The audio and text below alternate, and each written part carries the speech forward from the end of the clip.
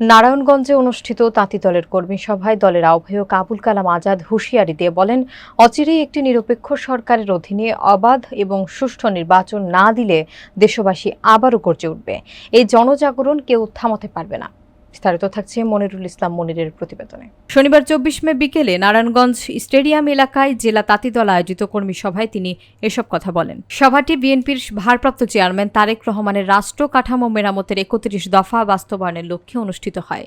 আজাদ আরও বলেন, তারেক রহমান আমাদের নির্দেশ দিয়েছেন তাঁতি দলের নেতাকর্মীদের নিয়ে দেশের প্রতিটি প্রান্তে ৩১ দফা তুলে ধরতে হবে। জনগণ স্পষ্ট করে বলেছে, আর সময় দেওয়া যাবে না, এখনই আন্দোলনের সময়। প্রধান বক্তা ছিলেন কেন্দ্রীয় বিএনপির সহ অর্থনৈতিক সম্পাদক মাহমুদুর রহমান সুমন। এছাড়াও বক্তব্য রাখেন কেন্দ্রীয় তাঁতি দলের যুগ্ম আহ্বায়ক বাশারুল আলম কামাল এবং জেলা যুব দলের সাধারণ সম্পাদক মশিউর রহমান রনি।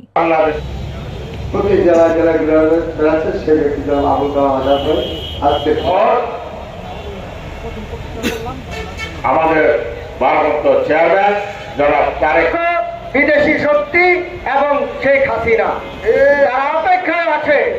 কোন মতে যদি নির্বাচন শহর থেকে শহর করে, গ্রাম থেকে গ্রামান্তরে